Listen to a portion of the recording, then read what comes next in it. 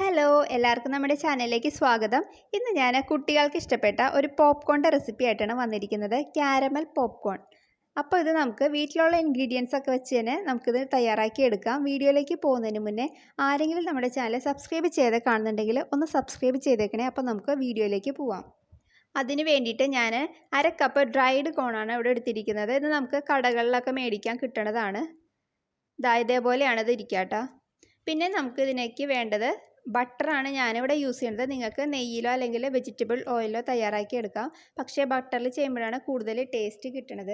പിന്നെ നമ്മൾ എടുക്കുന്നത് ഒരു 1/4 കപ്പ് പഞ്ചസാരയാണ്. 1/2 കപ്പ് കോണിന് 1/4 കപ്പ് പഞ്ചസാര മതി, നല്ല മധുരം ഉണ്ടായിരിക്കും. പിന്നെ ഇത് തയ്യാറാക്കി എടുക്കാൻ ഞാനിവിടെ ഒരു പാനാണ് യൂസ് ചെയ്യണത്.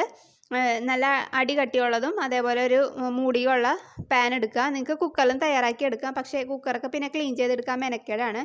ഇതാകുമ്പോൾ പിന്നെ ക്ലീനിങ് അത്ര പ്രശ്നമില്ല. അപ്പോൾ പാനൊന്ന് ചൂടായി വന്നിട്ടുണ്ട്. ചൂടായി വരുമ്പോഴത്തേക്ക് അതിലേക്ക് 1 ടേബിൾ സ്പൂൺ ബട്ടറാണ് ഞാൻ ചേർത്ത് കൊടുക്കുന്നത്. അതൊന്ന് മെൽറ്റായി വരുമ്പോഴത്തേക്കും നമ്മൾ എടുത്തു വെച്ചിരിക്കുന്ന 1/2 കപ്പ് കോൺ കൂടി അതിനകത്തേക്ക് ഇട്ട് കൊടുക്കാം. അതിനുശേഷം ഒരു 1/4 ടീസ്പൂൺ ഉപ്പിടാം. അതൊന്ന് ജസ്റ്റ് ഒന്ന് ഇളക്കി കൊടുക്കുക. എന്നിട്ട് നമ്മൾ ഫ്ലെയിം ഒന്ന് നല്ല ഹൈയിലാക്കി കൊടുക്കണം. അതിനുശേഷം മൂടിക വെച്ച് അടച്ച് വയ്ക്കാം. ഇതൊന്ന് പൊട്ടി തുടങ്ങുമ്പോഴത്തേക്കും നമുക്ക് ഫ്ലെയിം ഒന്ന് ലോ ആക്കി കൊടുക്കണം കേട്ടോ. അല്ലെങ്കിൽ നമ്മുടെ പാനിൻ്റെ അടിയിലുള്ള കോണൊക്കെ കരിഞ്ഞു പോവും. അപ്പോൾ അതവിടെ നന്നായിട്ട് പൊട്ടി വരുന്നുണ്ട്. ഇതൊരു 2 സെക്കൻഡ് എടുക്കണുള്ളൂ കേട്ടോ അത് ആയി വരാനായിട്ട്.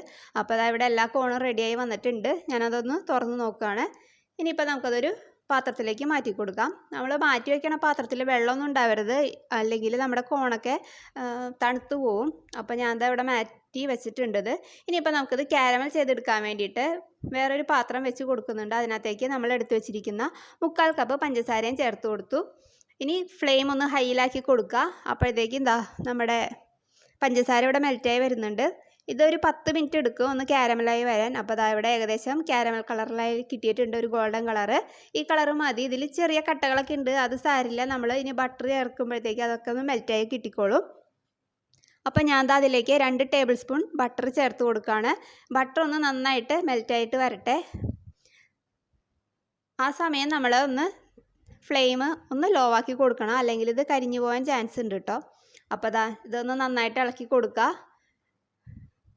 ഫ്ലെയിം ലോ ആക്കി കൊടുക്കാൻ മറക്കരുത്. അതിനുശേഷം നമ്മൾ വറുത്ത് വെച്ചിരിക്കുന്ന നമ്മുടെ കോണ് അതിനകത്തേക്ക് ചേർത്ത് കൊടുക്കാം. ഇത് ചേർത്ത് കൊടുത്തതിന് ശേഷം നന്നായിട്ട് ഇളക്കി യോജിപ്പിക്കണം. ഈ സമയം നമുക്ക് ഫ്ലെയിം ഓഫാക്കി കൊടുക്കാം.